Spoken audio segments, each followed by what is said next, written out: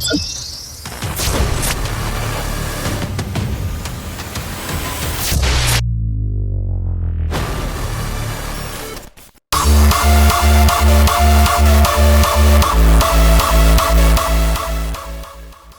up, hardstylers? Welcome to a brand new video of Hayway's Tutorial Friday.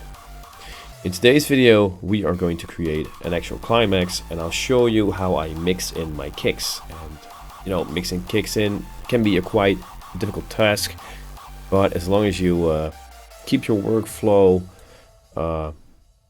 well thought, so to say, things can get quite easy. So I also wanted to show you guys that the channel is doing pretty good, but we're gonna need more subscribers in order for me to actually release all the FLP files. So I'd say you know, subscribe to the channel and make sure that you are going to get your hands on the actual project files. Everything will be in there, all the presets, everything, so every time that I finish a video, you know, that exact FLP is what you are going to get. So let's get started. So mixing in kicks is a pretty cool task. I'm going to start off in this project by actually deleting this and saving this as a separate file, because I want to keep this intact. This is the FLP from the first tutorial, and it sounds like this.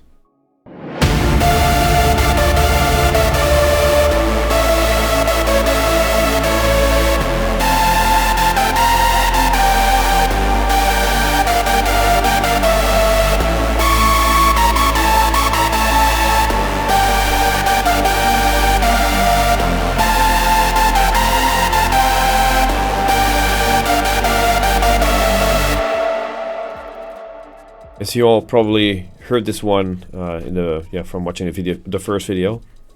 I'm going to actually save this one as a separate file, because I want you know, this to be a different tutorial, because this from now on will be like climax. I'm just going to call it climax. It'll be the easiest thing. And there we go. So in the previous video we created a raw kick. I actually want to use the same kick, but I polished the kick a little bit. Let me see where it is. Okay, leave it. Oh, here in the sample folder. This sample folder will also come you know, available to you guys as soon as I hit 1,000 subscribers. I polished the kick and I made two versions. So this will be the kick that we're going to mix into the, you know, with the lead for the climax. This kick version, I edited the punch, created some extra movement in the tail, and I have two versions. Why do I have that? Well, the first one has the reverb baked in, so to say. So if I loop this, you can actually hear that the reverb is sweeping up as we go towards the end, and it's baked into the sample. But that's not always what I want, because as soon as you're going to use this as a climax kick and you are going to pitch this kick up or down, the reverb will also pitch with it. So I'm going to show you a different way with the non-reverb kick, which is this one. So that's without. And obviously, as you can hear, that is the one with the reverb. We're going to use this one, the no reverb version, and we will actually create a patcher preset for this, where we will add our reverb so that it's fully dynamic. So I think that the first thing that I'm going to do is actually take apart this pattern, because right now we only have like a certain pattern with all the MIDI information in it. And I'm going to take all these things apart and create a stack without a bass, and maybe even without the ARP. And then we will actually create the preset in Patcher for the kick. So I'm just going to save this so we have both kicks in there. We might use the reverbed version of the kick later, but I'm not really sure. Heck, let's just get rid of it and only use this one. Then I'm going to select the top lead, the chords, the Synth 1 chords, the choir and everything, and just hit Ctrl C, create a new pattern, and this will be the climax pattern. And then I'll paste everything in there again, and let's paste that pattern over here. Yeah, let's just keep it this way. So now we are going to create a patcher preset that has this kick, and in this preset we will be able to pitch this kick up and down, and it will, you know, be well sidechained, well mixed in, so that it sounds really good when the lead is playing. So the first thing that I'll do is load up a patcher. Patcher is like a plugin I'd use a lot with creating leads and also with mixing in kicks, because it makes everything kind of dynamic. So you can change your punches easily, you can change the type of reverb, you can do some EQing, everything all within Patcher. Now this Patcher instance, we are going to route this one to a different channel. I'm just going to pick channel 40, for example. Something has been here in the past, but that's okay. I'm just going to pick channel 40. And let's say we're only going to route this here just to clean things up. And I'll say this is the kick. So within Patcher, I'm going to load in 2 instances of Nimble Kick. Nimble Kick is my go-to plugin whenever it is, you know, in regards with kicks. So I'm going to load in 2 of those. We're going to use one for the punch, and the other one we'll use for the tail. Of course, we also need that reverb that I was talking about. So I'll just add a Pro R or a Valhalla. Normally I do Valhalla. Today let's do Pro R. It doesn't really matter which one. And of course we need some equalization. So I'm just going to throw in some Pro Qs. Let me see. Here we go. Pro Q. I will do the routing as soon as I've loaded them in. So let's just, a small portion of Nimble Kick will be sent to the reverb, and then it will go to the equalizer. We'll just disconnect this. And then we also need a Pro R for the tail itself. We're going to need a Pro R for, for the punch itself. We're going to need a Pro R for the tail itself. Pro R, Pro Q. Pro Q is my go-to equalizer. And I think that if we send all of this here, I want to check and see what it looks like in the equalizer before we are going to, send it to bus 40. I'm going to see what it looks like as a whole product. We're going to put another Pro Q here. Okay, so let's do the routing. So I'll also rename this just so you can see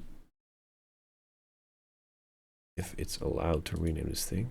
Yeah, Nimble Kick punch, and this is Nimble Kick tail.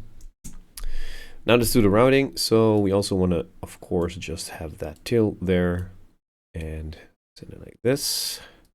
There we go. And the tail goes to the Pro Q, and from Pro Q we go in here, and then we go out. Okay, so now we're going to load up our kick. We're going to load it up in both of these. We're going to solo the punch in here, and we're going to solo the tail in here, and then we can actually start, playing around this. So load up that punch. I think I just got the kick here. It's the one without reverb. There we go. So this will be our ending point, and this will be just the punch. So I'm just going to solo this out. And for the tail instance, of course, this will be the tail. Exactly at the same point we end this one. Just have a small transition right there. Same goes for this one. Okay, so, and then we need to solo this one. So we go to tail and we solo this. I'm going to put the pitching to experimental stereo because in my opinion this one sounds better most of the times. So this is always my go-to whenever I am pitching kicks. Oh, we actually forgot one plugin. I'm going to disconnect this one. We of course need something that sidechains it. So I will add a shaper box. And we'll create a curve for the reverb. So this makes the reverb, you know, fade in towards the end. So we'll use a curve, something like this. That sounds pretty cool most of the time. So now I'm just going to, you know, play some MIDI on its bass note and make it sound as good as possible. Let's see if we have our bass note in the melody. We do. So this part right here, that's the key in which I designed the kick. So I think that we can just basically paste it in here and or loop this part and then try and mix it as good as we can. So I'm going to turn on snap and just loop this part right here.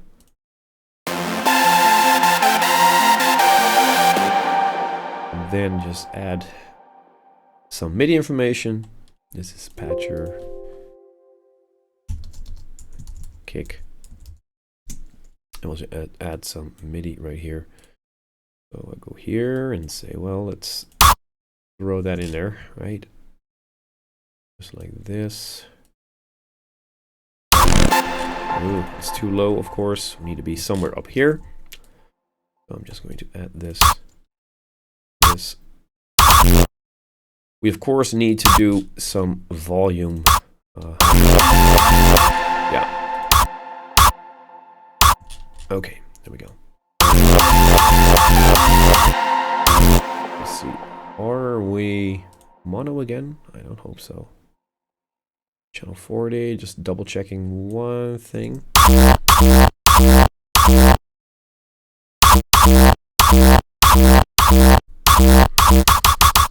gonna make it a little bit wider, otherwise it sounds very, you know, very centered.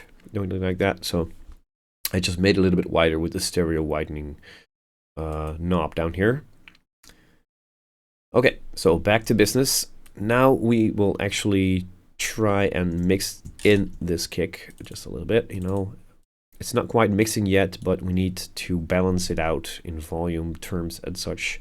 So I'll just loop this part and do some minor tweaks to the equalizer.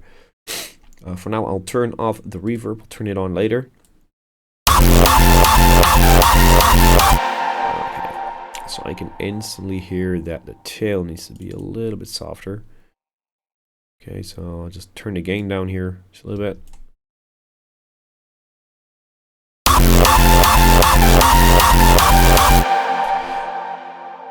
And that punch, maybe some little less highs on the punch.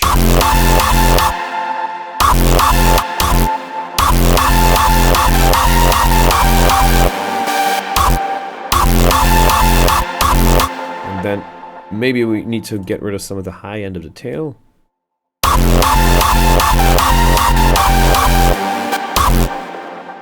Okay. And then I think I'm going to move that volume fader back up again, because I got rid of some of the high information of the tail. And actually I'm going to keep it this way. So that sounds balanced right now. I do think that that movement needs more width, but we'll add it later on. Going to check this on low volume. Sounds good. So now for pitching purposes, I will add all the kicks. So I'm gonna play this on each bass note, and then we will check and see if it pitches correctly. So in Nimble Kick, you can edit the settings for the tail. You need to do some stretching, otherwise notes get too short. So when you go up, this could be too short. But we just have to check it out and see if we have anything that lacks information. So let's just loop through it and see if the kick is too short at some parts.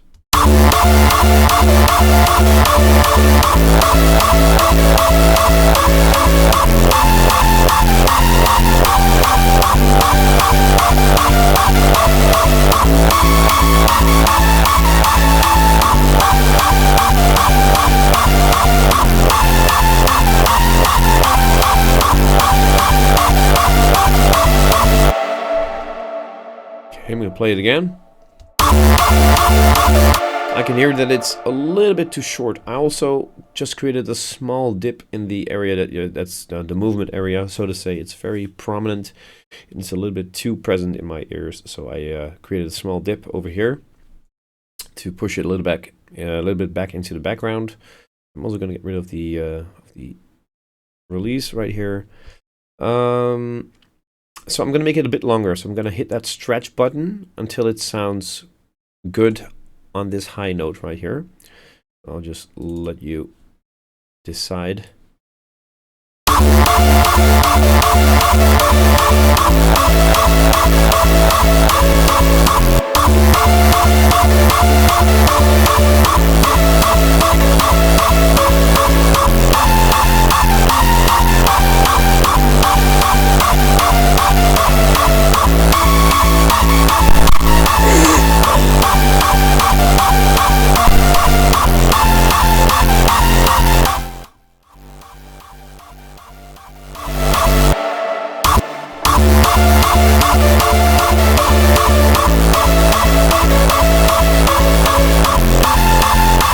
Okay, I think volume-wise, stretching-wise, and balanced,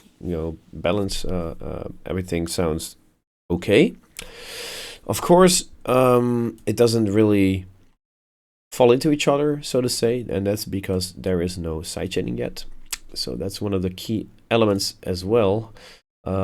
We will first make sure that the sidechaining is working, so that the lead is being pushed down in volume, or at least specific parts of the frequency of the lead are pushed down whenever the kick is playing, to give the kick a little bit more room.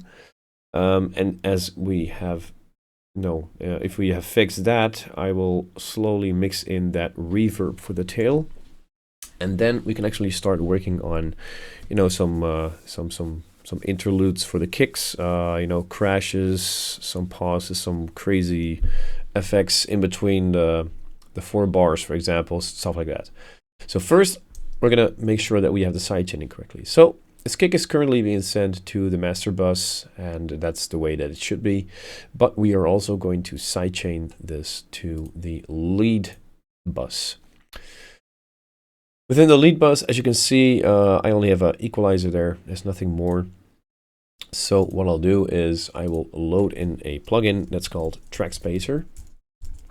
And I used Track Spacer in the past, and then the plugin didn't work anymore, so I kind of lost it for a long time. And then I used Pro C instead, or Pro MB, so the multi-band version of Pro of the compressor.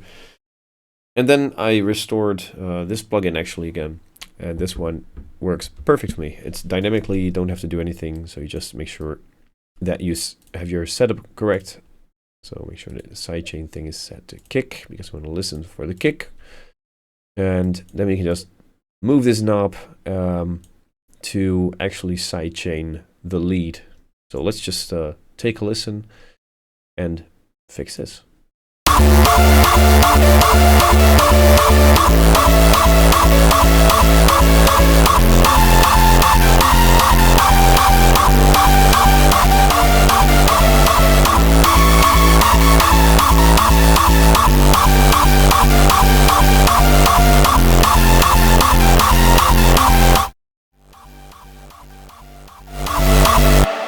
Okay, so one thing that I notice right now is that the punch can be a bit softer in volume.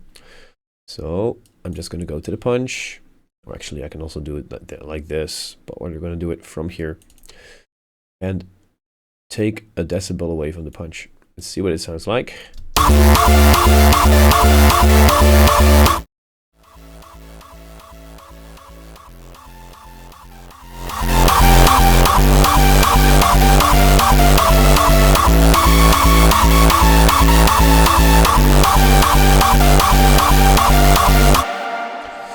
There also is an ARP that's playing, and you can actually hear that it's pretty heavy on the mids. And I think I am going to place a track spacer here as well. So I'm just going to go here and say track spacer, and we're going to sidechain this kick to the ARP channel as well. So sidechain to this track. There we go. Let me see. Yep. And then I will make sure that this one is listening for the kick as well. Then I'm going to solo the kick by right-clicking here on the channel, and also that ARP. I'm going to play the kick and the ARP and make sure that the ARP is being sidechained pretty roughly.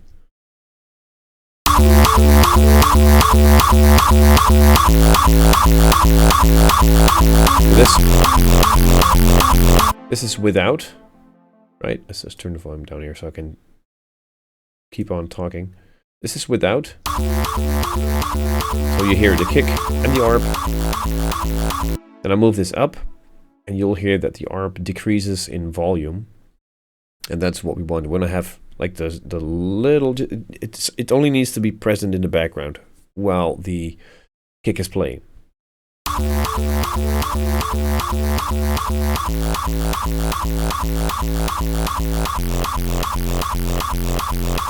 So for me, this ratio is perfect. I'm just going to keep it here. So whenever the kick is playing, the volume of this ARP will be ducked down. I also think that the lead needs a little bit more reverb. So let me see.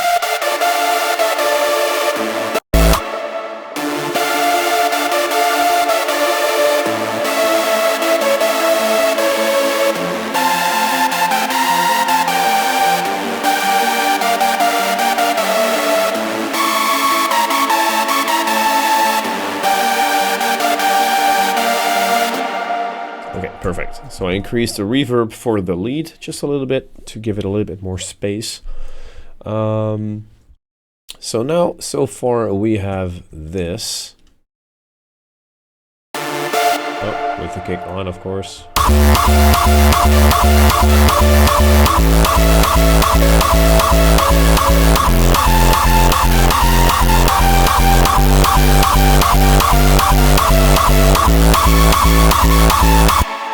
I'm going to create another dip for the tail, for the resonant part, which is here.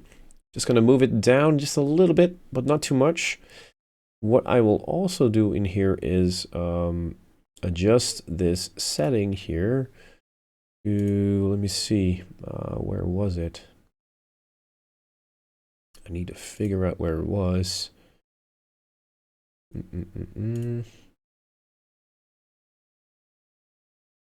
No, I can't find it.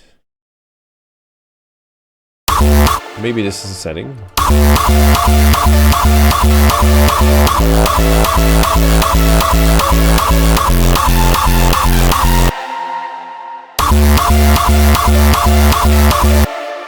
Yeah, so whenever you remove a frequency with this auto gain feature enabled, it will automatically compensate the other frequencies. So you're not just cutting stuff away, you're actually trying to keep the volume of the output the same whenever you're editing.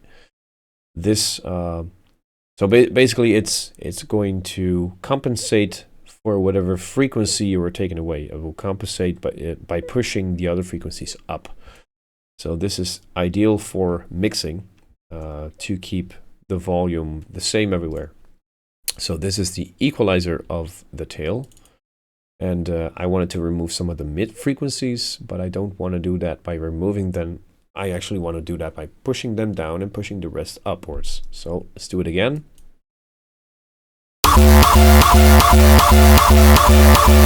So then I'll push it down a bit.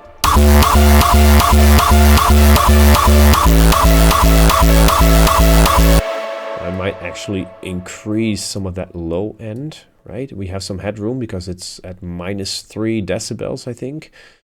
So we can actually push it a little bit up to give the kick a little bit more warmth.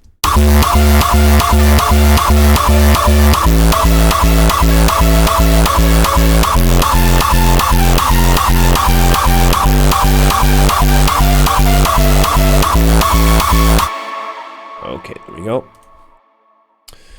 Then, to make sure that we are not running into anything like, you know, that we're not going above 0 decibel, I will add a soft clipper here.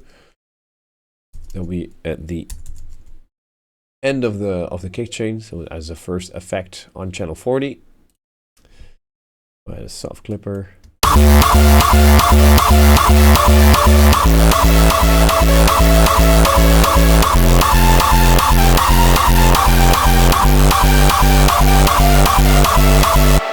Okay, perfect.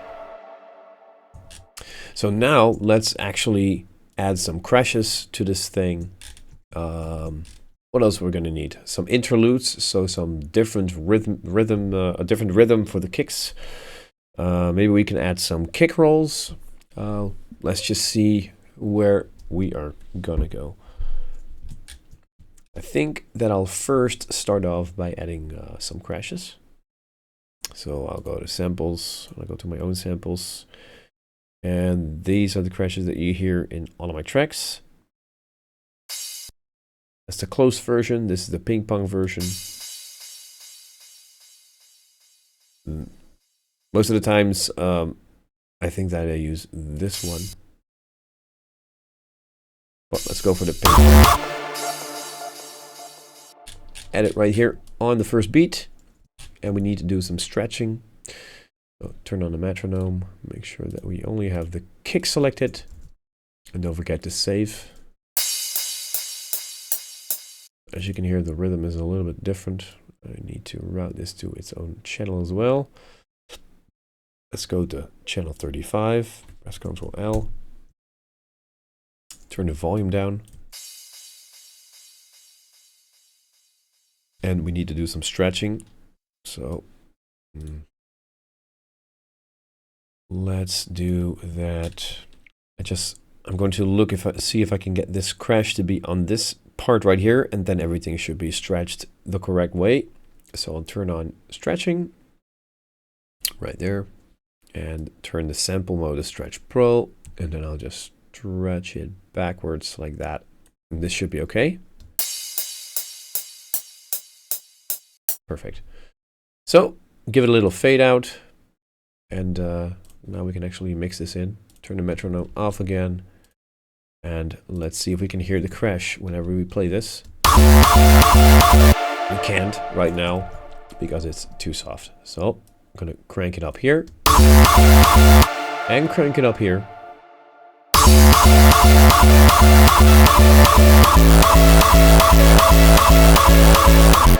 Okay, so now I will add some interludes to the kick, and I will add some extra crashes to make sure that we have everything key and point on. I'm also going to use this one. This is the one without the delay at the end, and this is mainly for the final kick hits and stuff like that. So let's just go from here.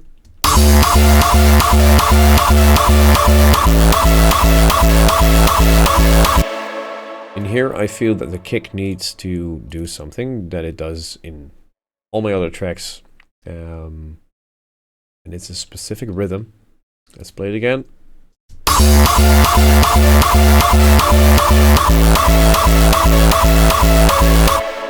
Okay, I'm gonna go like this.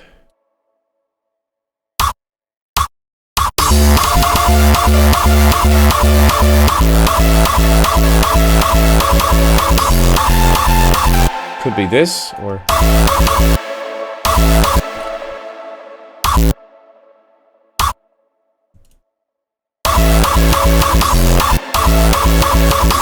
Yeah, this is more like it. So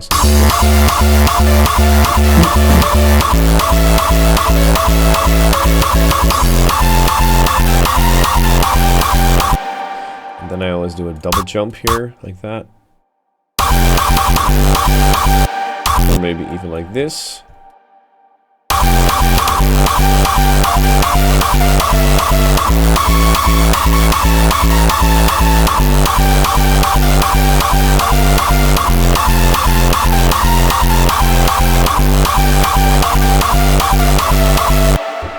Okay, so now I'm just gonna loop this thing the entire time, and then I'll try and create some cool rhythms in there, and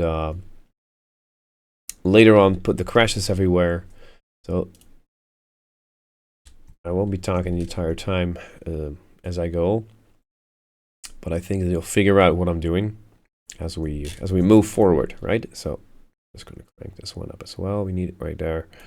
Make sure it's routed to the same track. It's not right now. We need to route this to the crash track as well. Okay, so there we go.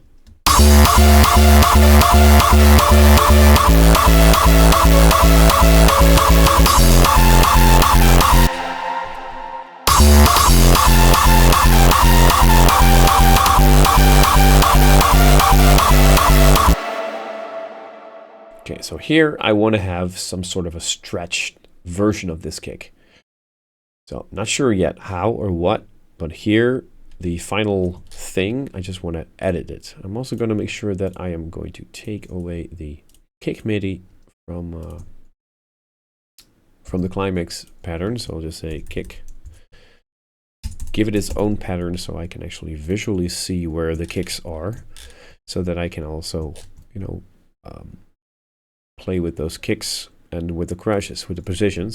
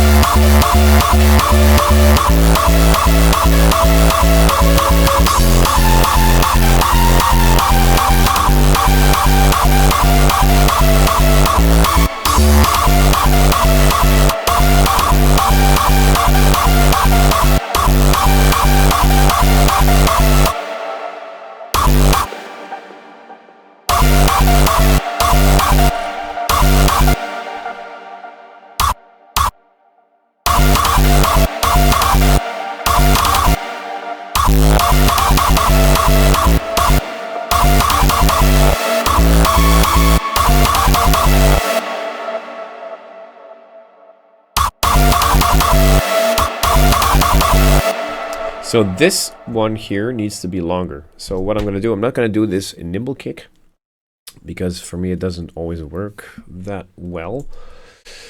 So what I'll do is I'll take the sample kick and I will stretch that one out and do it from there. So initially the sample kick is of course created in an F, and we are now at a G. So I'm going to take you right here. Come over here, buddy. Put you here. And this is F. So we first need to do some resampling. I'm also going to send this to the kick bus right there. And I'll go to Stretch Pro, and we will actually, you know, route you up. So I'm going to go 100, which is an F sharp, and then another 100 cents up is 200 in total, should be a G. It doesn't sound very good in Stretch Pro, so I'll just change the algorithm to something else. Mono used to work very well in the past. Ugh, doesn't work that well anymore. Wow. Normal, stretch, or generic. Let's see. Oh, of course, we need to separate the punch from the kick as well. So I'll just cut this loose, hold Alt, and just cut this right there. And make this one unique. And just put this one back to where it belongs, which is a normal punch. Okay.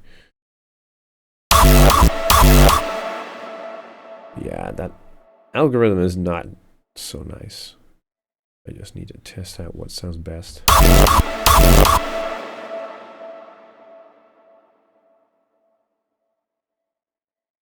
Let's go for normal stretch that or resample.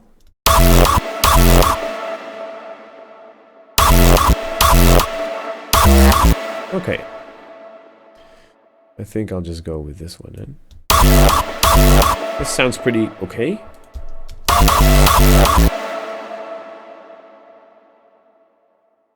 And we are going to place it here, of course, because this is the kick that we wanted to stretch.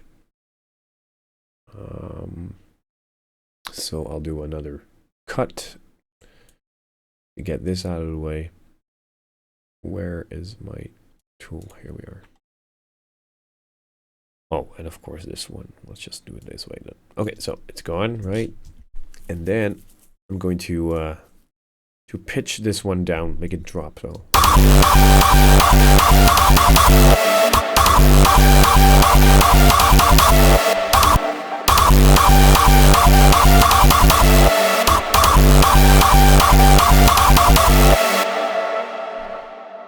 So what I'll do now is in here, I'll go all the way here, say that it can, you know, be pitched down 12 notes, and then I'm going to create a automation clip right there.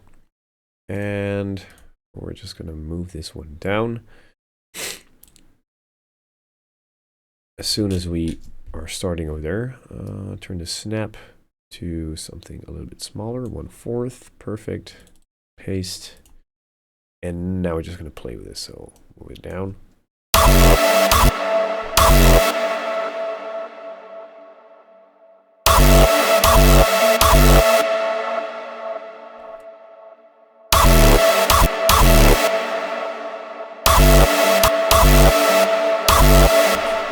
me see. Not sure what I'm going to do here. Play it again. See if we are still on point. We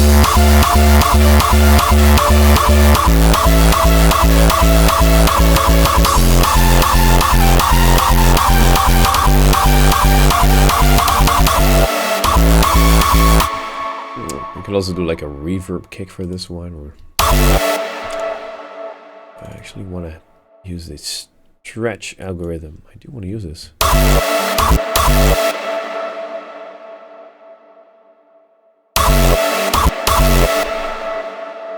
Like this. Maybe we should make it long already.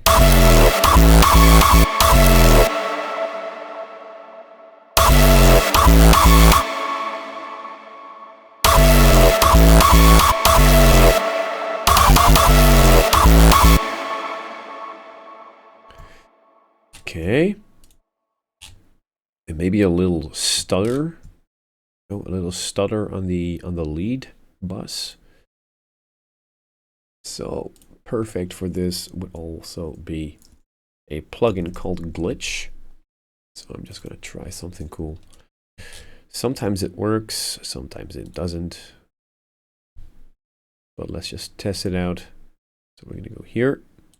I'm going to create an automation clip that mixes this thing in.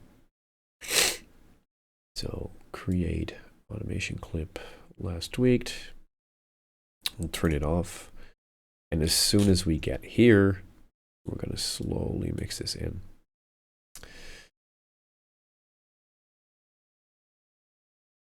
So like that. Boom. And then we go back. And it goes off again. And then we need something cool here. Let's just try it this way. Let's see. Let's just pick one of these presets just to test it out.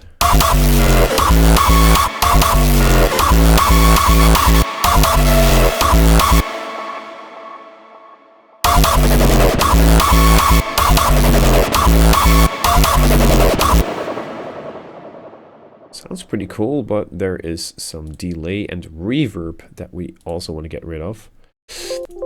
So whenever this effect comes in, we want to get rid of the reverb and the delay. Otherwise it sounds a bit crazy. And you want it to sound like a, you know, a glitch effect. So what do? I take the reverb bus and I put on a fruity balance. And this fruity balance will only function as a volume knob. The same for the delay. I'll do the same thing. Just load in a fruity balance. There we go. Then I'll create a automation clip for one of the two. It doesn't matter which one. And I'll rename this one to balance reverb / delay. And then I will load the link them together. So first I'll just create the automation very quickly. Just copy this and paste it in here. Paste it in here. And then create a big gap in the middle like that. Right, so now it's this one. So I'm gonna link this one to a controller and we'll link it to this automation clip. So now they will both turn on and off based upon the automation you see here. Okay.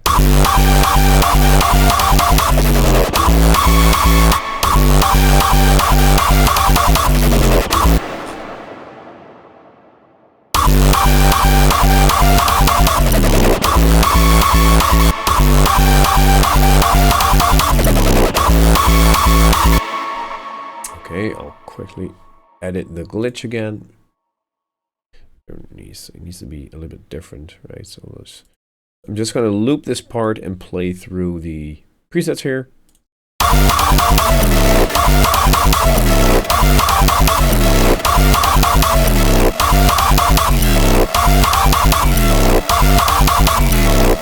I kind of like this one. Yeah, so I'm just going to keep it this way. We also need something that rises to it, and we of course need another crash right there.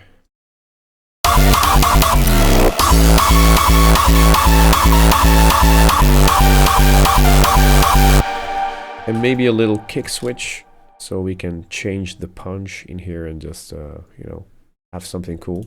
That's what I normally do. So I have one kick playing this part and another kick playing the second part. But for now, let's just continue here. We also forgot one little thing, and that is, of course, the kick reverb.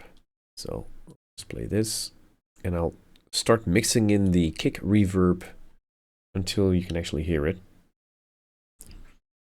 So the goal, of course, of the kick reverb is that it's hearable, audible during the climax, because it gives you know, it gives your kick more room and it blends in better. It just sounds very nice and cool. So let's first focus on only the kick. I'm gonna click pattern mode, turn the volume down, because mixing on low volume is a very important thing. If everything on low volume sounds good, then you can be assured that it will sound good on higher volume as well. So let me see. So now we're just going to play the kick pattern, and then I'll turn on this this knob, which is now currently grayed out, and then the punch will be sent to the Pro R, which will be sent through the shaper box, and then it will be equalized, and then it will go out of Patcher. So, and also I'm just going to take away just a little bit of these frequencies, just a little bit more.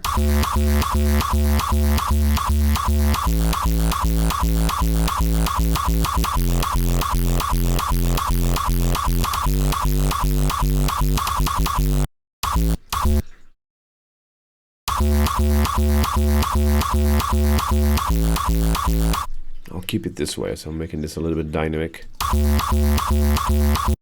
It'll push down whenever it gets too intense in here. That's better for now. Okay, so let's turn on the Pro R.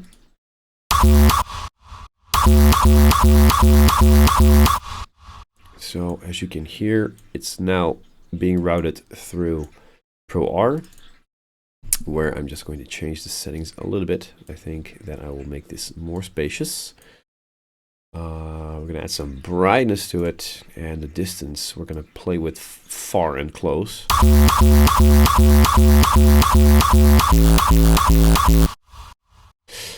I actually want this thing to be kind of dragged out, so that's a bit longer. Maybe something like this.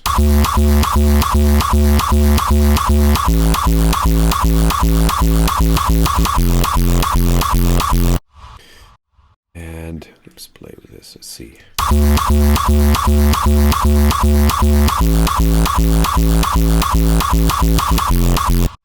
And let's also change the shaper box curve to a little bit more aggressive.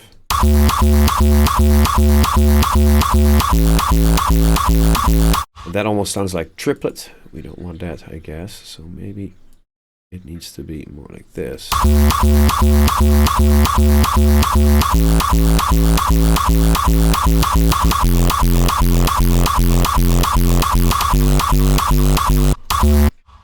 I want it to be a little bit longer, more like a blur effect. So maybe this. And I think that we're also going to put a limiter right here. So I'll just disconnect this one. And I'll add a soft clipper. We're going to make the reverb kind of loud, so that we can mix it in easier. Soft clippers make everything easier mixing wise. So.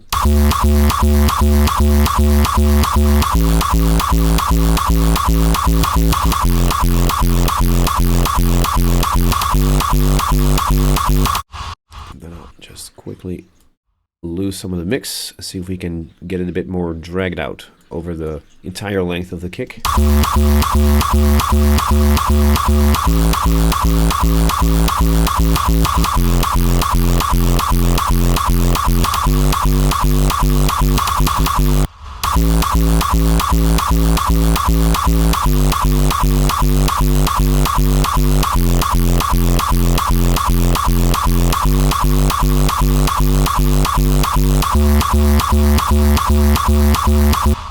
Kind of like it this way.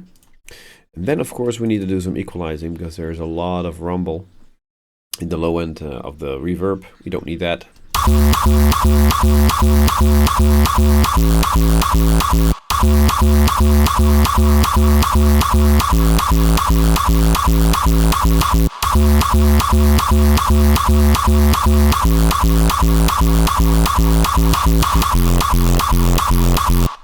I kind of like it this way. And let's see what else we want to do. Maybe lose some of the high end.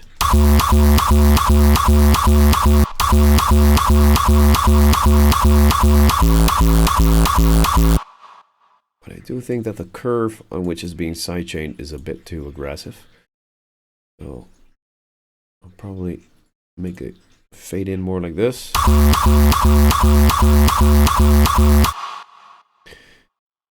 That doesn't work either. Maybe we should do something like this. Move this to the end. I think this is what we are looking for. This is the type of effect that we want. Yeah. Then make it a bit louder.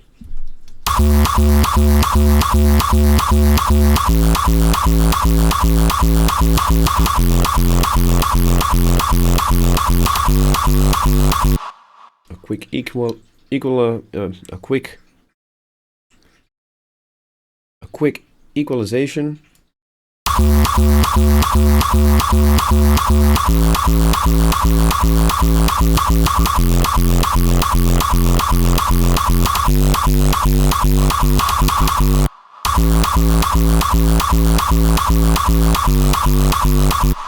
Okay, perfect. So now what we need to do is make sure that we can hear this when the drop is playing, so when the lead and everything is playing as well.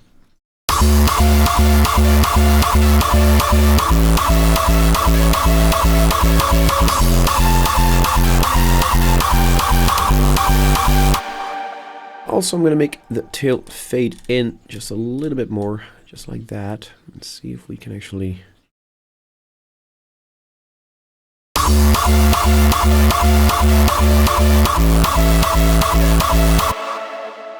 Maybe even more like that, you know, make it fade in, because it now sounds like sometimes it sounds like a sound wall or something. So just gonna make it fade in, maybe a bit more. Just play with this, see if we can get it to flow more into the tail.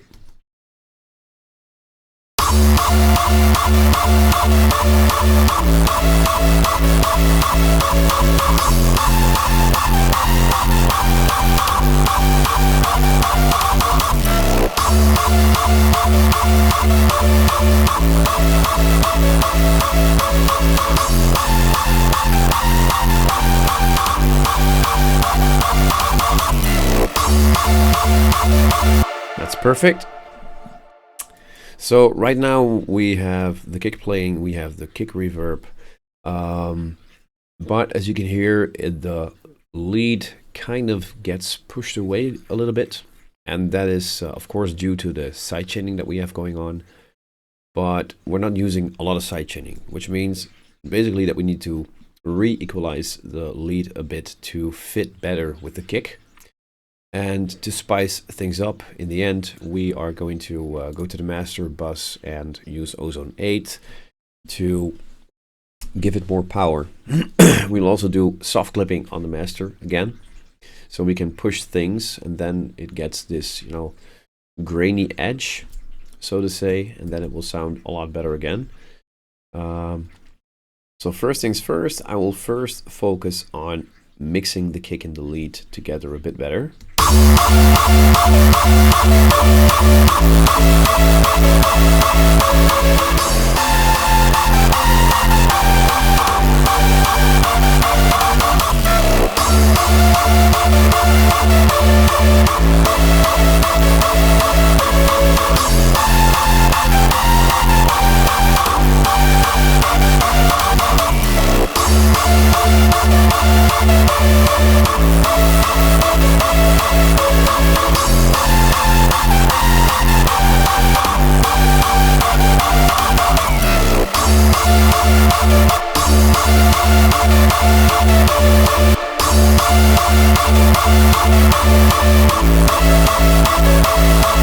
So I took away some of the high end of the tail of the kick to clean it up just a little bit more.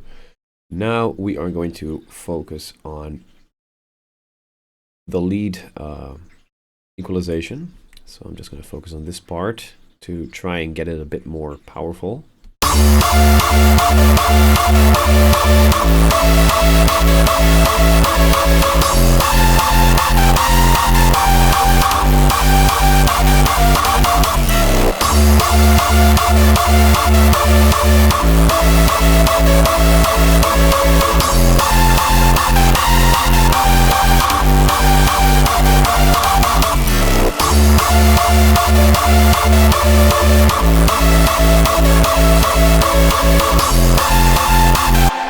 And then after we have equalized, we are going to move these effects down and add a soft clipper on the lead as well. Because if you have two soft clipped elements, then you know the peaks are of course controlled, so you can mix them together better, louder and cleaner. The important thing is that you don't clip it off too hard, because then it will be noticeable and then you will get distortion in your sounds. You don't want that. Sometimes you do, but not when you're mixing. So I'll use some soft clipper on the bus where the lead is. I'm just going to play the lead by itself without the kick. As you can hear, this is too much right now. So.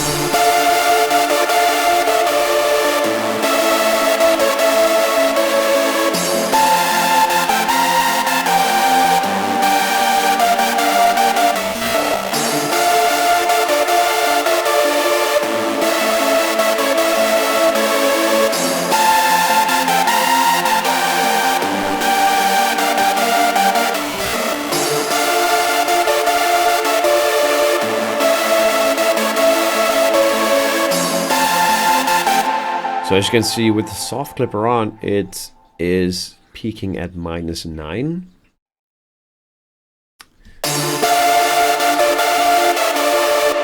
And if I turn it off,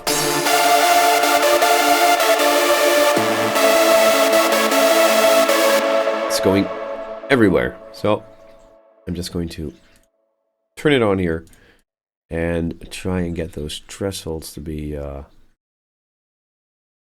not too hard, you know. We'll just slowly just make this go down.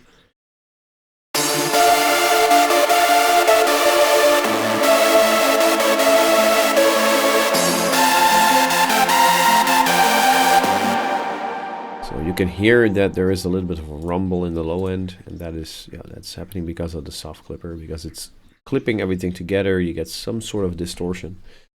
It's not a very big deal. I think that we can actually fix this by turning the volume down on the Pro Q.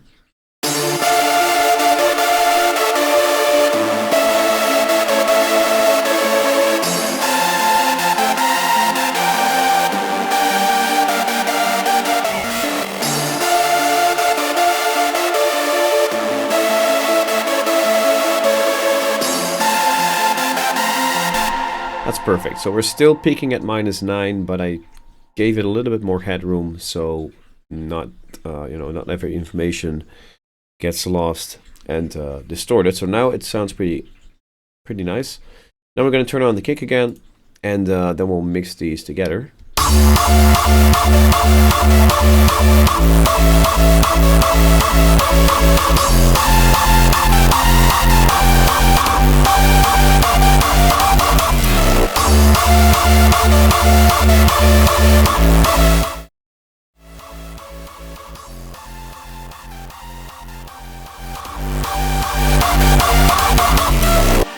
Okay, mixing wise, it sounds a lot better already. There's only one little thing that we want to fix, and that has to do with the tail again. The tail for me sounds a little bit too aggressive in the center region. What I'll do is just play with the polarity just to see if it sounds better. If it doesn't fix whatever I'm hearing, I will do some equalization again.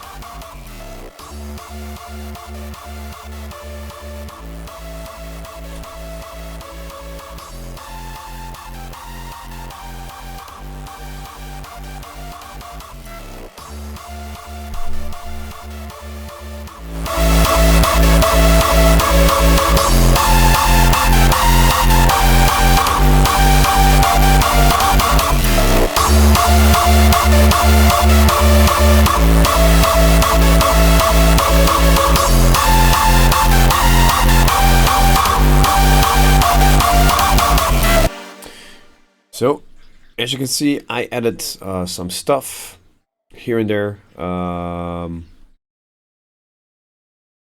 I increased the reverb. I equalized the tail just a little bit, and I reversed the polarity. In my ears, this sounds a bit better for some reason. So I think that we are pretty far right now.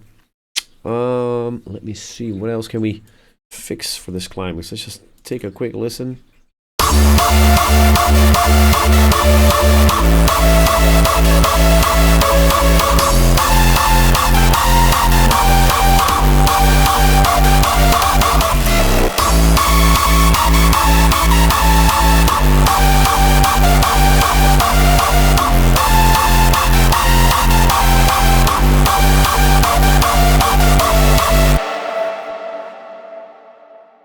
Pretty cool. So let's now focus a little bit on one final thing. That will be for the master bus to kind of, you know, give it the energy that the professional and finished tracks have. And that is by actually clipping it and gluing it together by using compression. We're just going to optimize it and see if we can get it to fit better. If we have all of that finished, that means that the master bus is now ready for playing climaxes. We are going to continue with, you know, spicing things up a little bit in the climax itself. So let's jump over to Ozone 8, and first off, I'll play it and turn it off to see so that you can hear what it does right now. No reference is loaded in. I'm most of the times doing this by ear, and later I will load in a reference just to check if the highs and lows are okay. So for now, just play this and turn Ozone 8 off so you can hear it with and without the current settings here. Well, that was glitch, sorry. Here we go.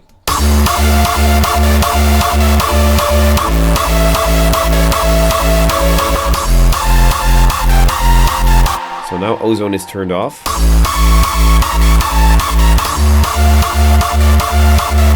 I'm going to turn it on again.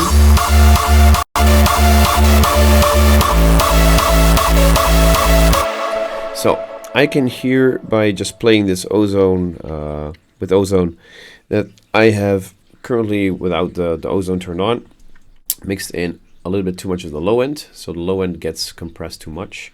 So I'll kind of create a new profile within Ozone 8, and I'll just show you how I do that. You just delete this Ozone and just install put a new instance on the master bus. So it's going to be Ozone 8. And then I'll show you how I arrange this. Most of the times, whenever I have a climax finished, I immediately put Ozone on the master, make sure that everything sounds balanced out and that the low end is not compressed too much, and then I continue on producing my tracks with Ozone 8 enabled. So let's quickly turn it on, and I'll show you the process. So the first thing that I'll do is I will lower the volume that's coming in just a little bit. And then I will go to the dynamics section and I will hit the learn button. And then I'll just loop the climax, and then these multi-bands will shift around where they find their own sweet spot. And then we will compress each band a little bit so that we can send it through the limiter, which is the maximizer, and then we can get it louder. So let's just go ahead and do this. So I'm going to play this and do the settings as I told them.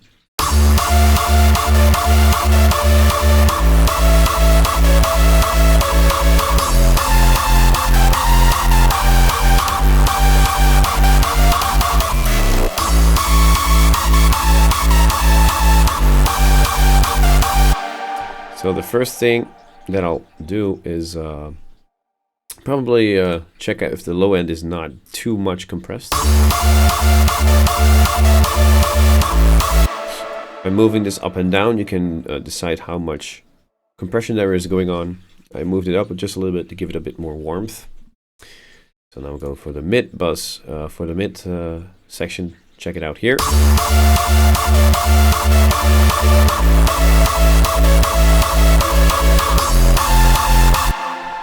Okay, I gave it a bit more space by cranking it up again. Now the high end, and this can actually be a game changer if you are playing this on high volume, because this can take away a lot of the noisy area, you know, the noisy sound in your leads or in your final mix. So this compresses the area that hurts your ears.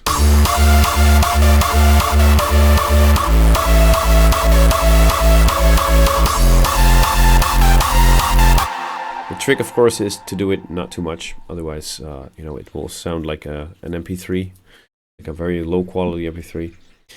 The high end, I most of the time just leave this alone. So now we're going to increase the volume just a little bit, and hopefully it will sound squished together.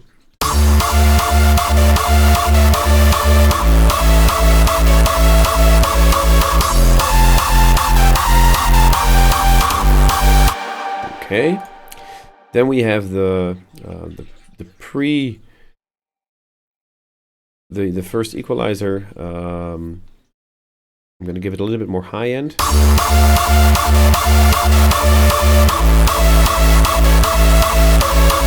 And I'll remove some of the muddiness in here.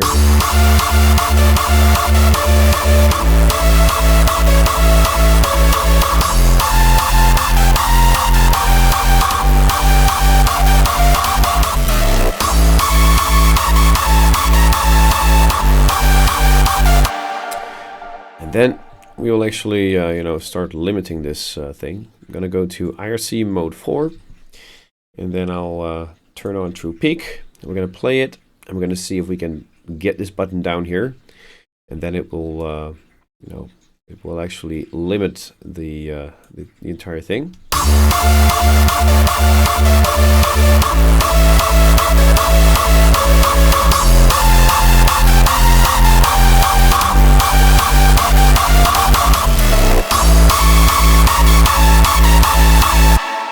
Now we'll just listen to this in low volume. We don't want to exceed, we actually, the goal is not to exceed -3.0, but I go over that a lot, and the professional tracks even go higher than that. But the goal is not to get it to sound too much distorted. So if your low end is not in balance, for example, low end takes up a lot of space, so you can really fuck up your high end by using too much low end. Basically, that's what it does. So you need to keep a good eye on your levels for the low end and for the high end. Otherwise, it can get really nasty for your ears. So let's see how loud we are.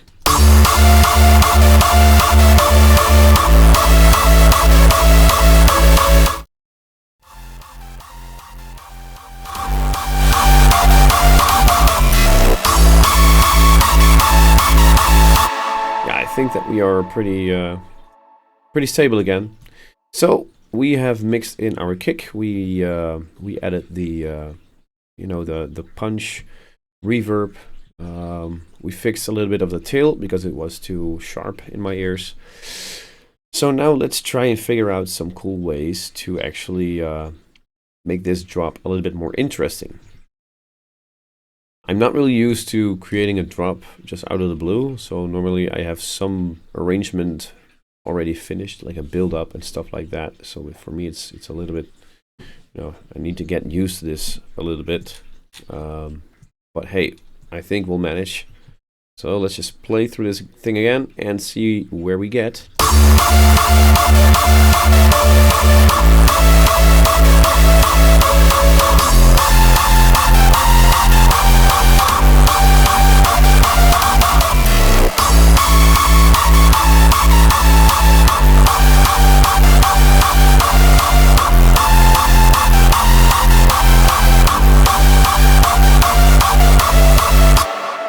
Okay, so I'd say this part up until here, we need some sort of a riser or some sweep up that will kind of introduce the listener to this glitch part coming right here. So I'll just do exactly that. So I'll go to the FX parts. These are my own samples, really old. I use them in all the tracks that I have. Let's just see if we can find something.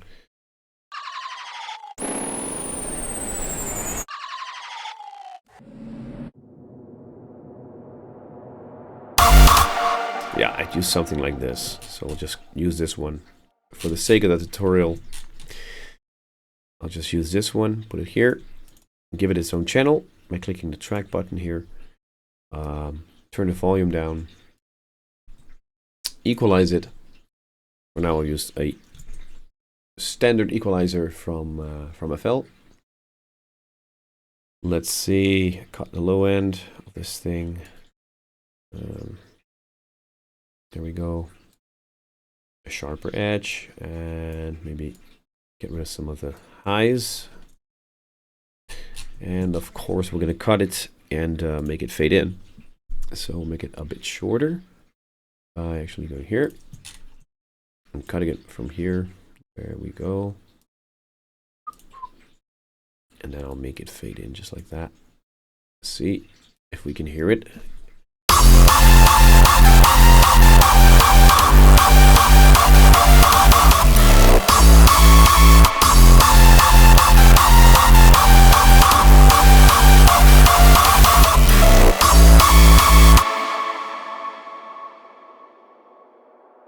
Oh.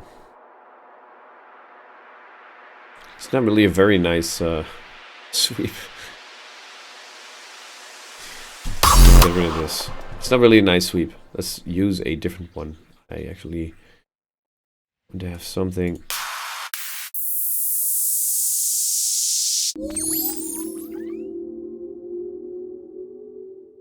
Ooh, this could be fun as well, I think.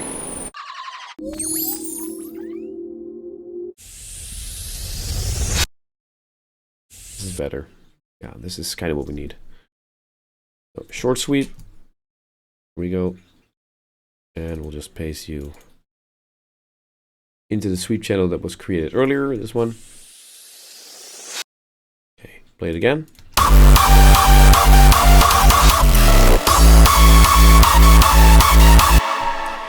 Let's also place a crash right here. I think we're just going to fill up a lot of stuff. Crash. Single one. There we go.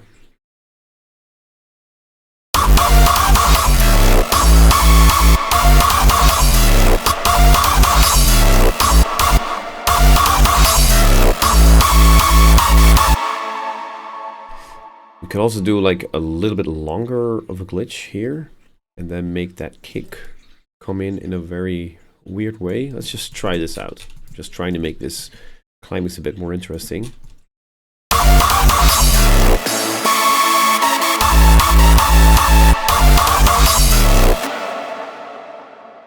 Yeah, this could be pretty cool. Just like that, you know. The reverb and the delay, they fade in later as well. So I'm just going to copy this value here, paste it, see what this does, you know.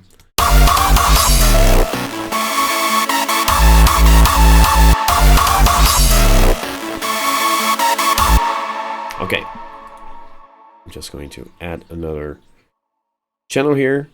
This length for this stuff is perfect, but we don't want every element playing here. We just want the top lead to play, maybe glitch it out just a little bit more, and then we'll continue into the drop. We'll put some snares here, so you really get some kind of a transition. Let me see. So everything stops here. The glitch starts over here. Let's make sure that we take apart this thing. So I'll just press Ctrl C, and this is just going to be the climax of the lead. Paste it. What I'll do is something like this, you know, and then I'll cut out this specific part here. Turn on snap. Let's see, I think this needs to go. Oh, not this. This part needs to go.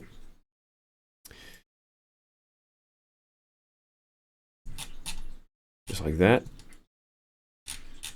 And let's play this.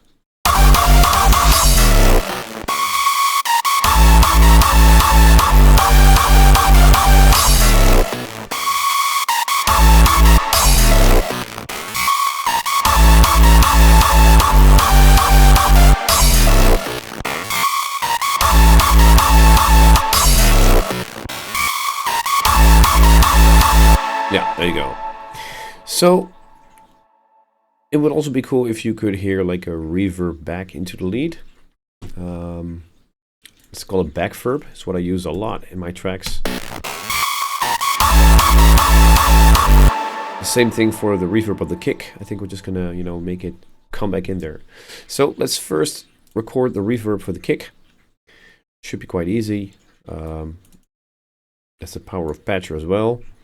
One of the things is you can easily bounce stuff out, and you can also easily save this entire patcher preset as a specific kick. As you can see, I have a lot of kicks right here, kicks and leads, and this is that's not mine, but this stuff up here, and that all is presets that I've created earlier and saved, so I can always, you know, recall them back into my projects. Same for this kick. I'm going to save this kick as well because this is a pretty cool kick now. So I'll just save this and say 2024 tutorial raw kick. Okay, but we have to record the reverb of the punch. Well, easily this would be something like this. You can already hear it in the background. I'm just right-clicking these to disable this, and then after the soft clipper, the kick, I'll add Edison, hit record, and play. There we go. That's all you need. So this part right here is a reverb for the kick. So let's just drag this in, turn the kicks on again, of course, and then we can actually use this as some sort of effect to let the listener know that the kicks are coming back again. 1 bar, of course. Let's say kick, and this is like kick verb fx. We don't want to send it in here. We just want to send this to the master, just like that. Okay, let's see if this works. I actually want to have this a little bit closer. Don't stretch it. I want to top it off here. Okay, so let's check it out.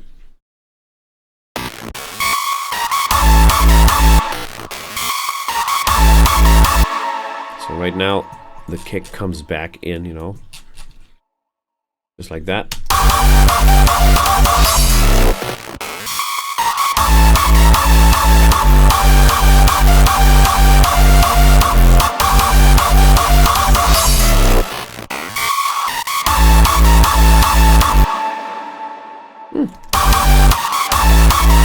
I think I like it that way.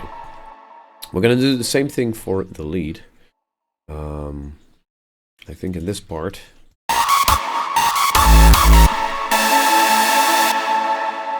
so I'm just gonna go to the lead stack.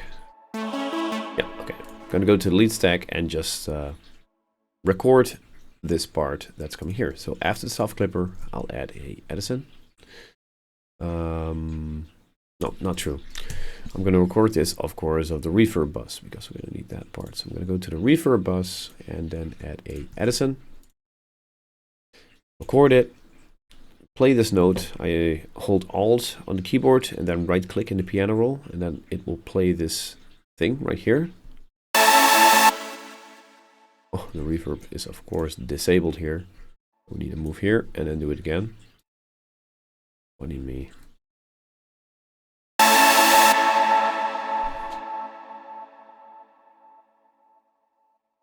There we go. Then I just reverse this. I go here and drag it in again. Then I'll send this to its own channel, which will be here. Put it somewhere here, like 30. Perfect, I guess. 30. There used to be something there. What is it? Oh crap.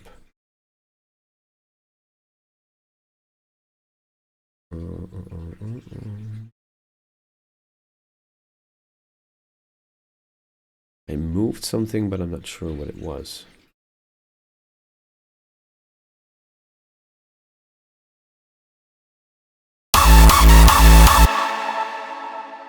Doesn't matter. Let's drag this in there. I already had it, of course. Then what we do is we're just going to make it a bit shorter like that. And then we'll make it fade in as well, you know, with that lead. Let's go here, it fade in, make it short at the end, right there. Okay, where are you being played right now? Okay, there you are. Don't need to do this. I'm just gonna send it there. Lead back verb 6.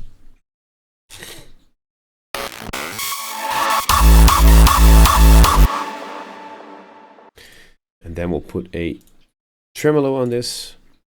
Tremolo is a very cool effect that, you know, makes it move. Let's just listen to this. I think I'll put this one over here.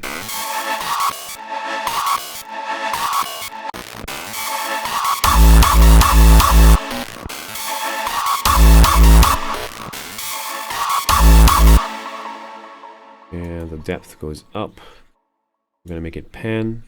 It's going to be decided by the host speed. Again.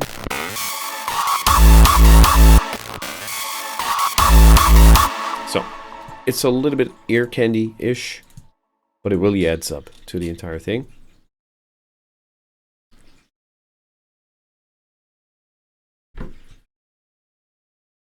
So let's play it again.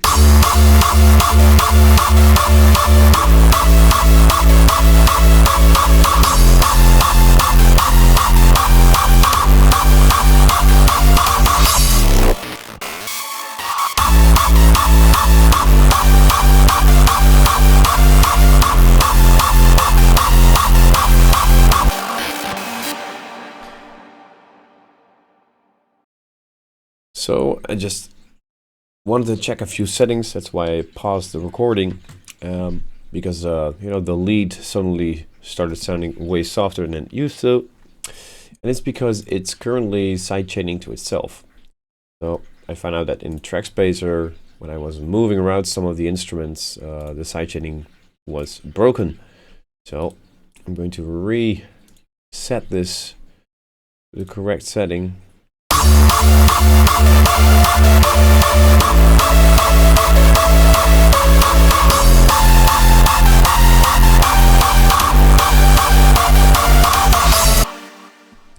Let me see, is that correct?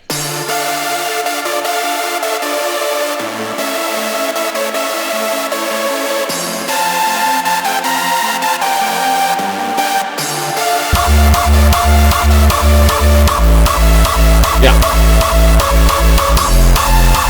So now it's correct again. And this is what we actually need. So let's continue on working. I also gave this one a little bit more of a curve to be faded in and to be, you know, fade out. So the glitch is now coming in a little bit slower, then holding on all the way through these effects, and then it's coming back to the normal pattern again. So let me see, I'll just show you guys what I have right now. And then let's copy this over here. We can use this as a exit or ending part. I'll show you what I have now, and then we'll try and figure out some other stuff to put in there.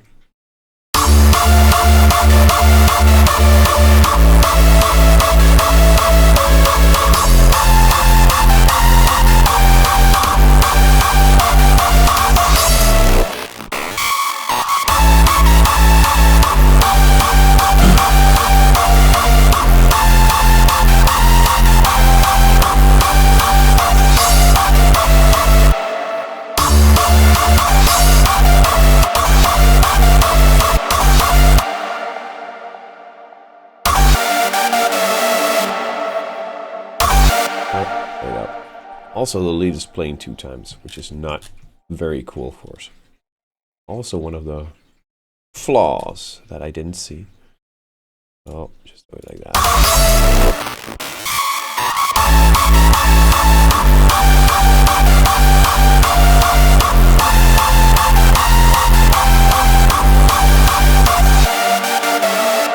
Okay, for endings, you also need a drop like that. Something heavy to let the listener know that the end is there. Let's say sub drop Control L. Sub drop needs to be low in volume because it will really fuck up your master. Let me see. And then we'll do this. Make it fade out. Oh, make it fade out. So. And then, of course, a big bang at the end. With probably another crash on top. This impact needs its own track as well. Turn the volume down like that. And a sweep that should be a bit longer. So this is like the second part of the first climax. And you want this to be introduced so that the listener knows that the end is coming. So let's find a longer sweep, but not something that is so, you know, tonal. So I think I'm just going to go with Cashmere. I'll go to FX. And sweeps and risers. Let me see.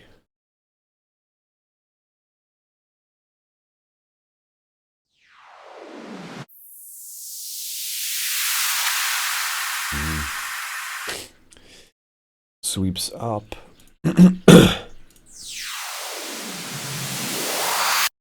A little bit longer. We need something that's a bit longer. Flange is always good.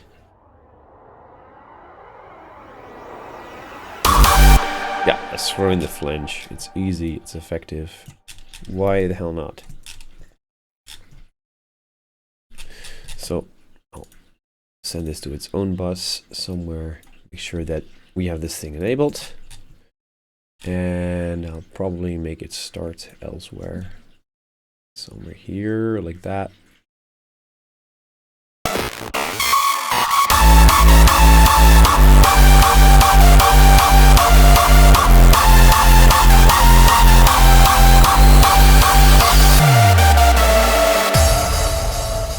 Okay.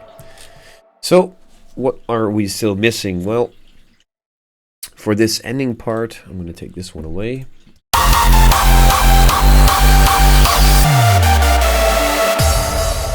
We need some sort of a small transition, so we are missing a little bit of high-end information over here.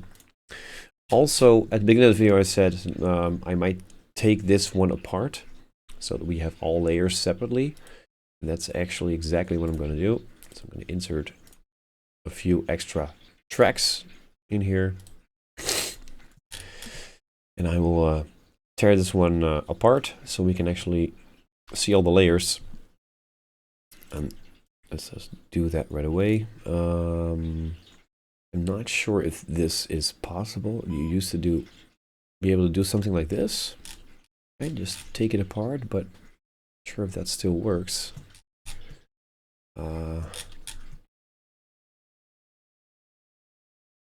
Should be like a little button that does this for you. No. No. I don't know. It's going to take too much time to do it that way, but I'll just cut it. So I know that the top lead can be a separate thing. We already have it right here. So I'll move this up. Move this down. I want to have that kick pattern on top. So the kick and the lead.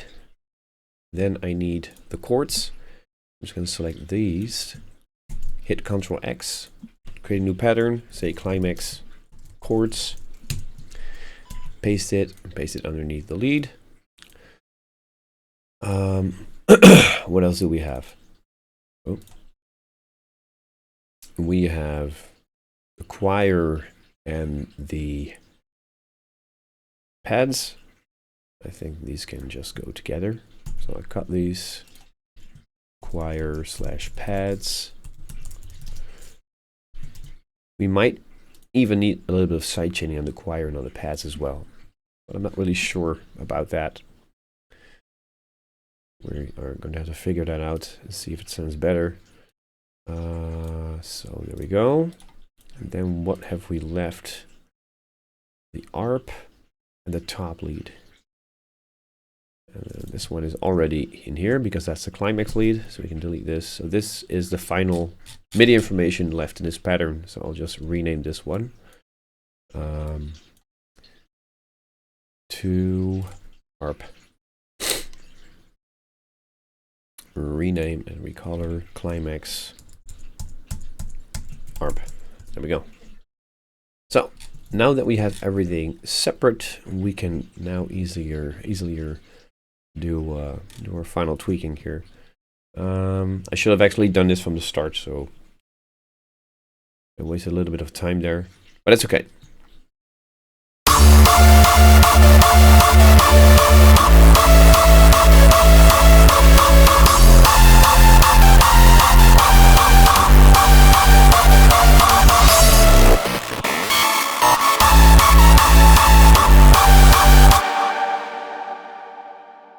I think I'll just get rid of this.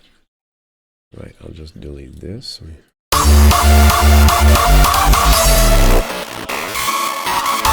We're also going to put that same sub drop over here.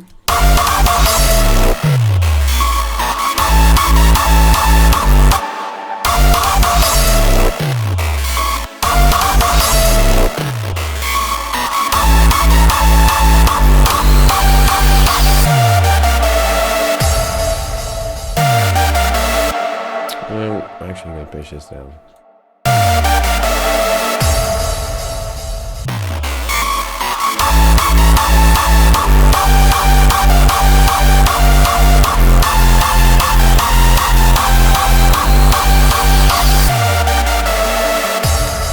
Then we're going to need some extra crashes, of course. So here we start again.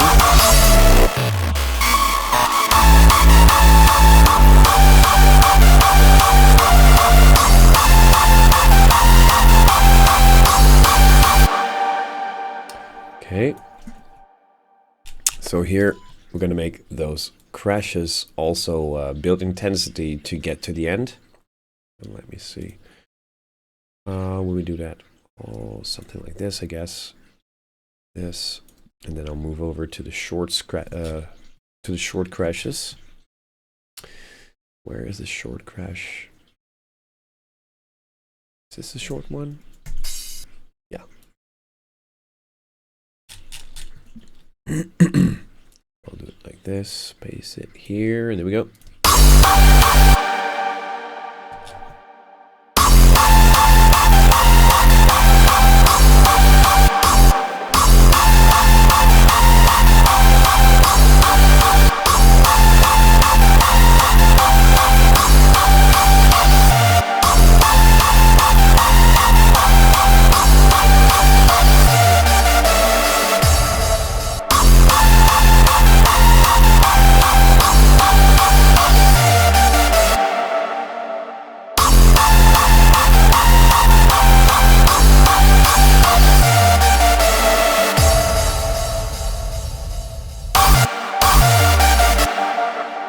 Let's make those crashes match the lead rhythm. And here we go back with the long one. I'm just going to make it, you know, fade out right before it starts here. So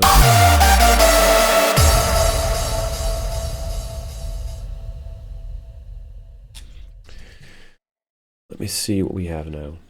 I'll play it again.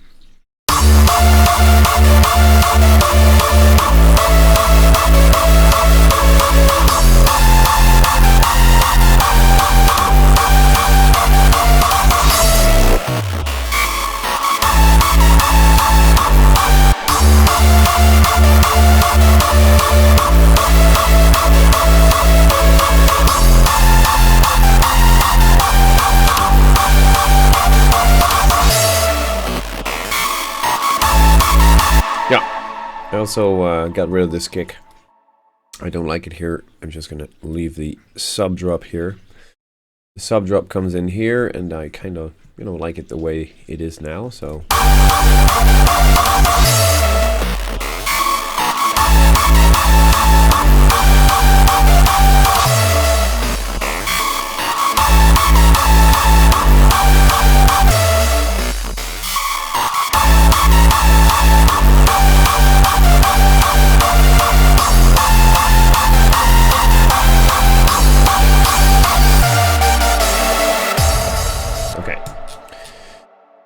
Another fun thing that we could do here is for that kick is either switch a kick, as I said earlier, or maybe you know, introduce some punches coming in here.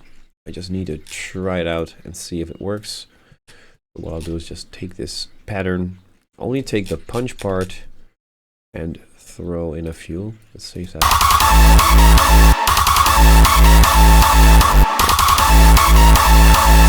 Now see how that flows.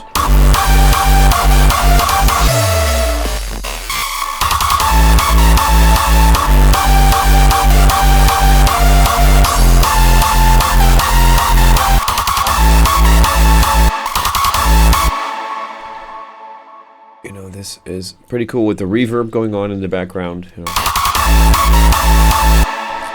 I think we're actually going to create a pattern of this and then pan it left and right. And I'll show you what I mean by that. So I will do this. I will say we're create a unique pattern. Then I'll find where that kick is. It's over here. Make these notes very, very short.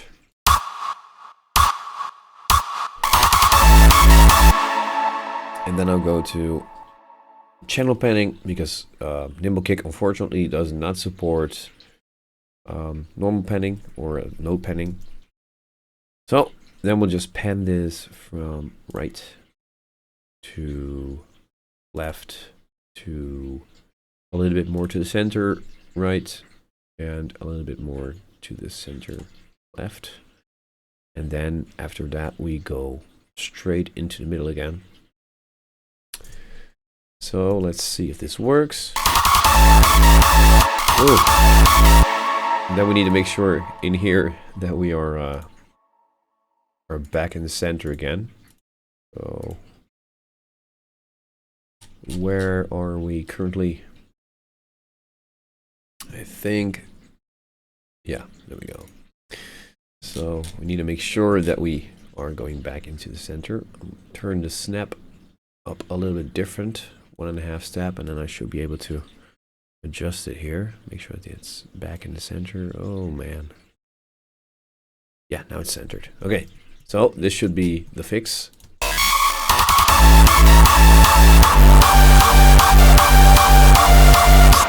Okay. Some interludes here.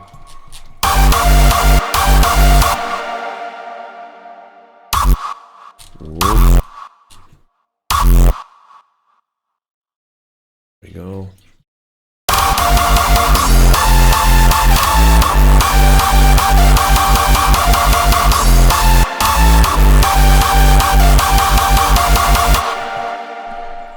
Move this back just like that.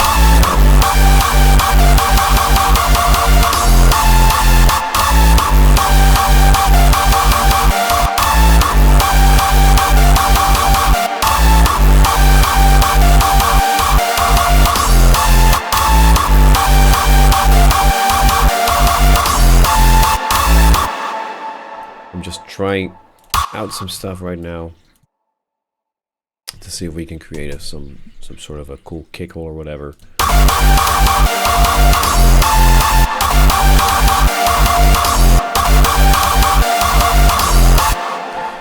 And then we can actually put some snares in between. So here we have like some cool sounds. You can enter, or you can put some snares in there and it will sound pretty cool as well.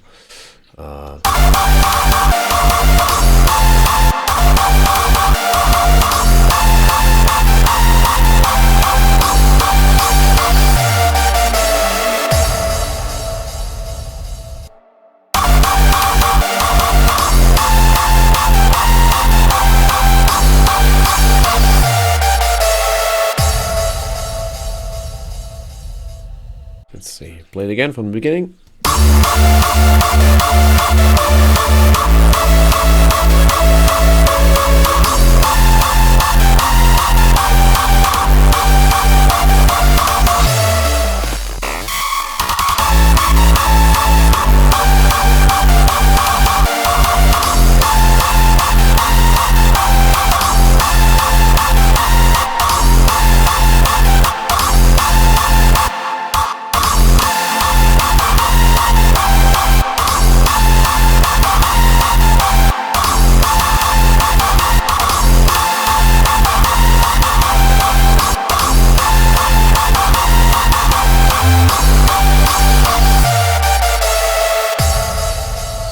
playing with the pitches, trying to create some extra interludes. Interludes are like the kind of kick rolls. I'm not kick rolling by using pitch punches right now. I'm just kick rolling by changing the rhythm, and hopefully I can introduce a little bit more panning and stuff like that.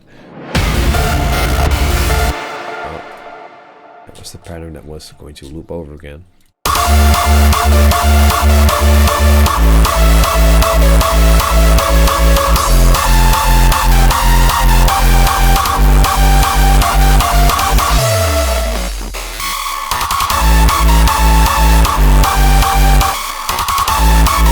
A kick switch would be awesome here.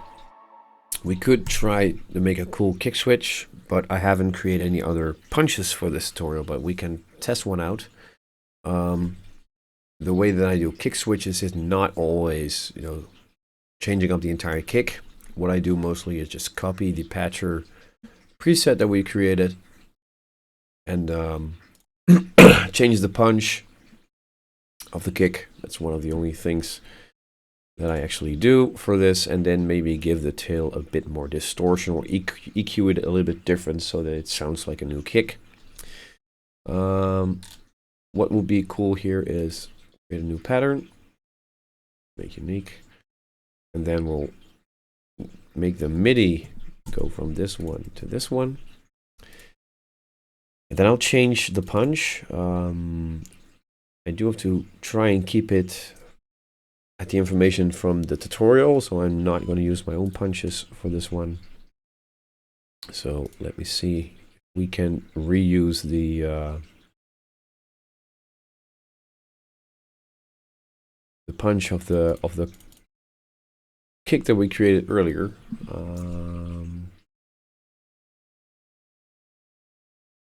Yeah, I'm not sure. Was it this one? I think it was. Not sure if it works. Yeah, that was the original one.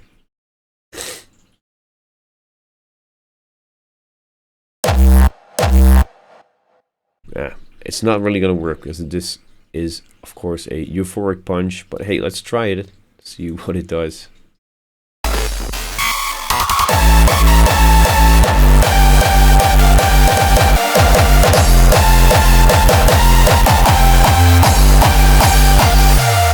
Could manipulate it a little bit with nimble kick,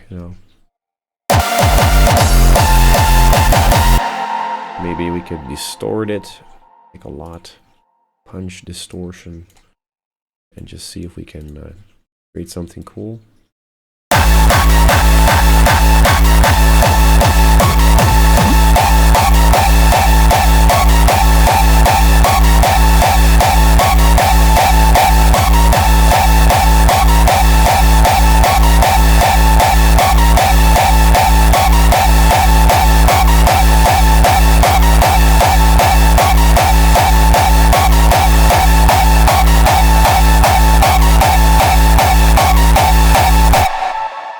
This might work. Let's try it out.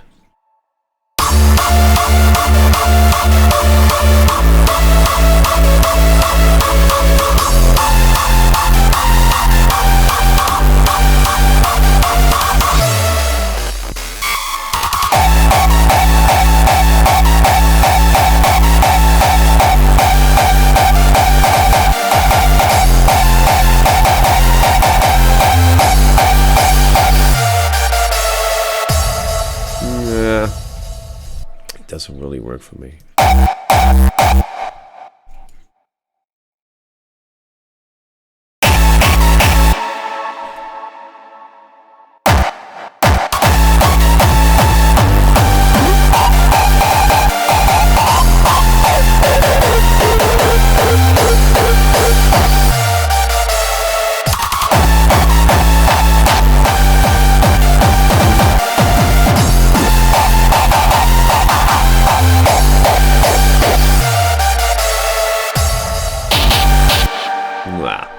This is not really going to work, so I'm just going to undo this and place the MIDI back to where it was, or maybe load in the original punch and then give it a little bit of a different peak.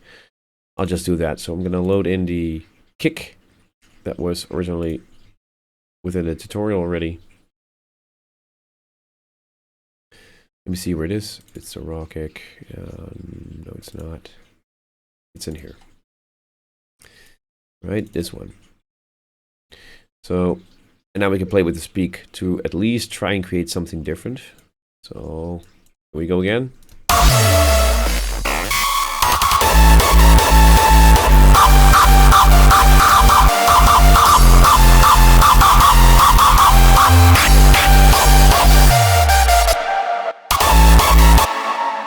Over that peak again.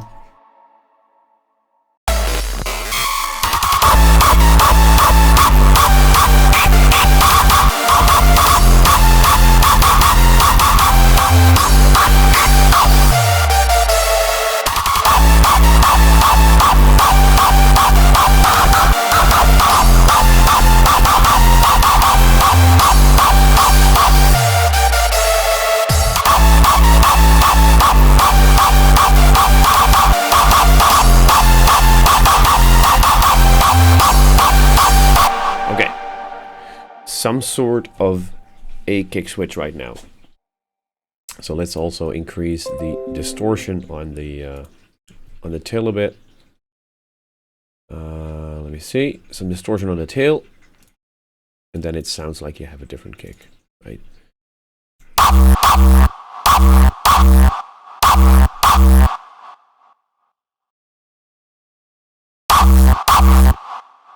little bit more.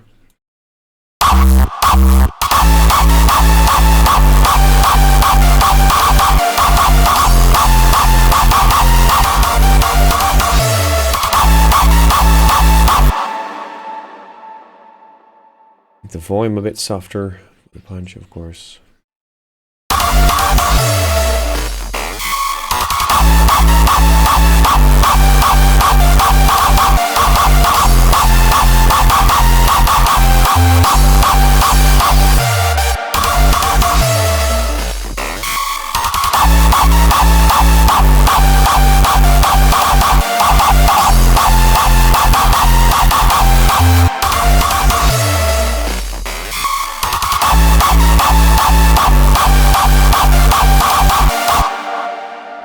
Need to change the equalizer for the reverb just a little bit because it's sounding a bit lower, right? We need a bit more low information in this one, and I think that we have, you know, something usable for now. Okay.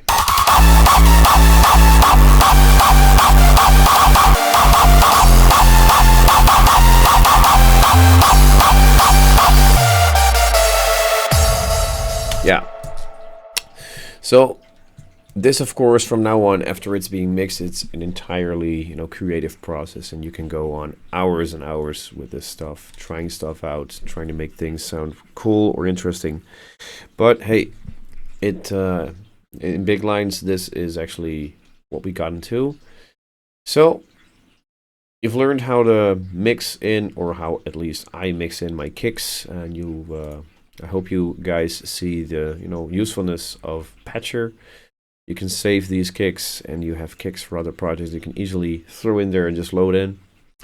I hope you've learned something, and I hope to see you in the next video of the Hayway Tutorial Friday. Another remark again, don't forget to subscribe, guys. If you subscribe, I will give these FLPs and upload them somewhere so you can download them for training purposes, and you know, it will really help the channel and me to create better and more content in the future. So thanks for watching, guys. Have a nice weekend. Bye bye.